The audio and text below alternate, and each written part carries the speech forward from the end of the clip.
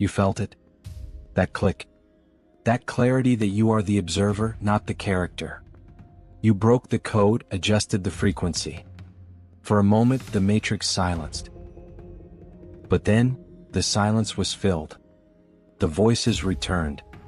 The worries, the dramas, the incessant pressure to be normal.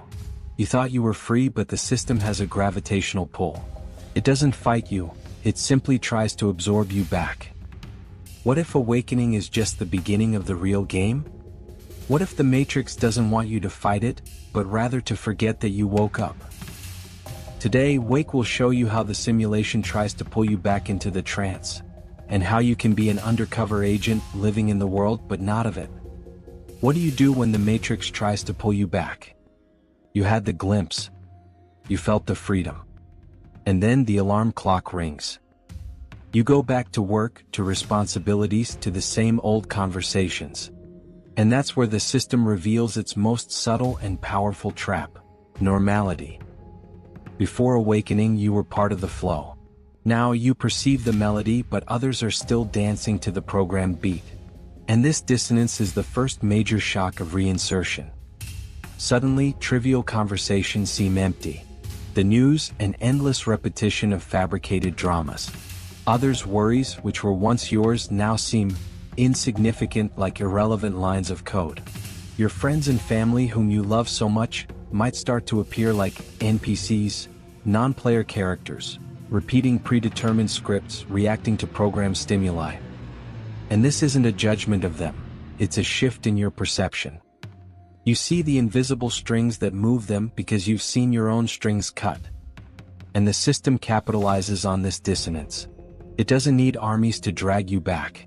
It uses something far more effective: the pressure of conformity. Why aren't you interested in gossip anymore? You're acting strange.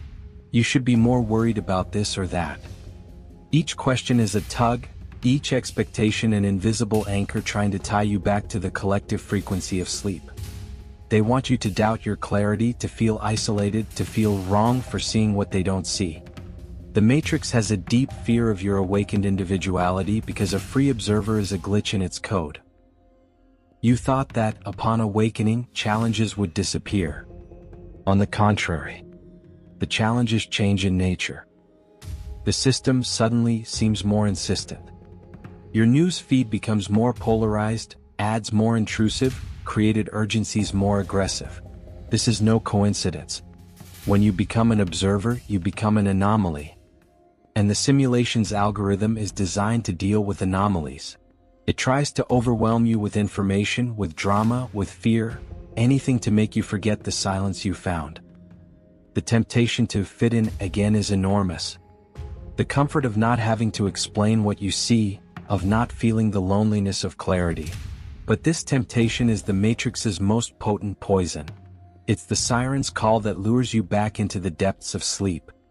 Awakening is not an escape, it's a deeper dive into reality. And this reality, once seen, cannot be unseen. The question is not whether the system will try to pull you back, but whether you are ready to resist its pull. You are the undercover agent. And the first rule of the undercover agent is never, ever, to forget their true mission. If you felt the weight of that tug toward normality in the last few days, you aren't imagining things. The system has detected your anomaly. But you are not alone. Before we continue, where I will teach you the technique to avoid being sucked into other people's dramas, we need to seal your presence here. Click the subscribe button to maintain your connection with Wake. Confirm that you are still in control. The Matrix's greatest capture tool isn't technology, it's proximity. The system uses the people around you, those you love and trust the most, as signal repeaters. When you awaken, your frequency shifts, and this creates discomfort in the energy field of those who are still deeply immersed in the script. Unconsciously, they will try to pull you back to their frequency. Not out of malice, but through a defense mechanism of the system itself. The system loads dissonance. Have you ever noticed how, right after a moment of profound clarity, some family drama appears out of nowhere? Or how that coworker seems determined to suck you into negative gossip or an irrelevant problem? This is social magnetism. It is the simulation's attempt to re-anchor your consciousness in the density of matter. Every emotional reaction you give to these dramas is a return ping to the system, confirming that you are still vulnerable, that you can still be manipulated by the code of fear and importance. To survive this, you must master the Infiltrator Technique. An undercover agent doesn't try to convert the NPCs. He doesn't try to convince those who are sleeping that the world is an illusion. Doing so is just another way of binding yourself to the ego. The Infiltrator does something far more subversive. He simulates normality but maintains internal silence.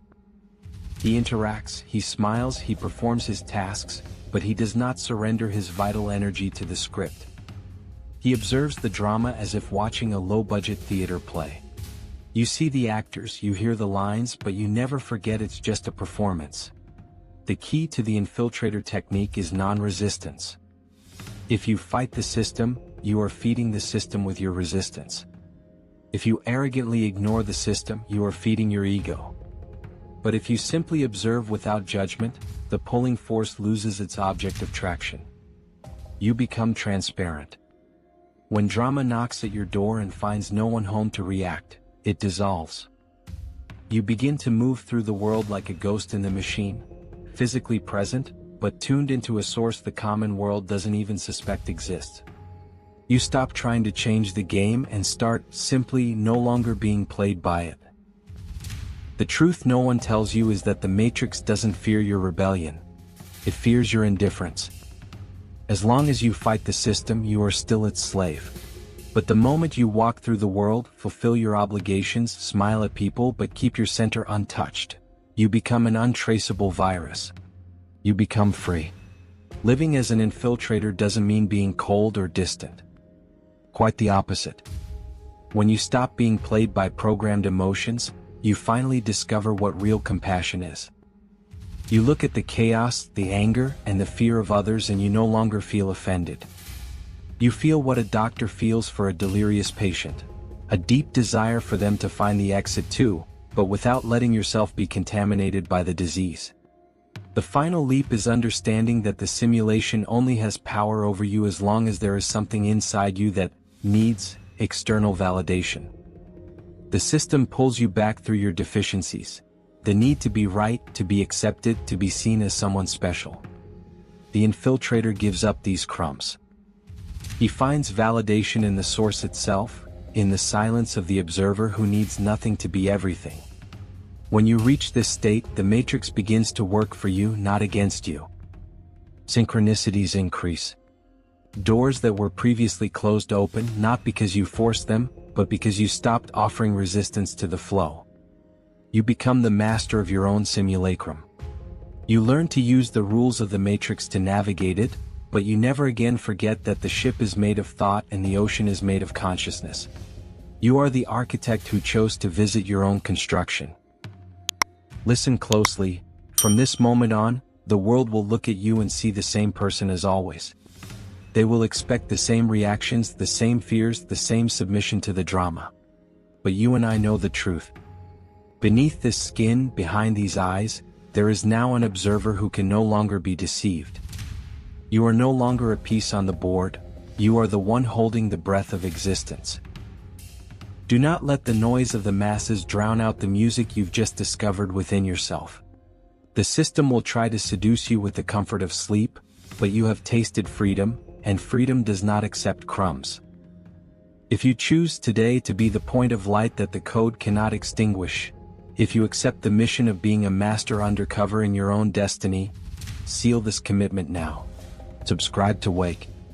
Protect this connection. Turn on notifications so your mind never falls back into forgetfulness. And leave your silent scream in the comments with the phrase the system fears most: I am the glitchinthematrix. Write it so your future self remembers on the hard days that you have already crossed the portal. You are here. You are real. And they cannot stop you. Wake up. Stay awake. Forever.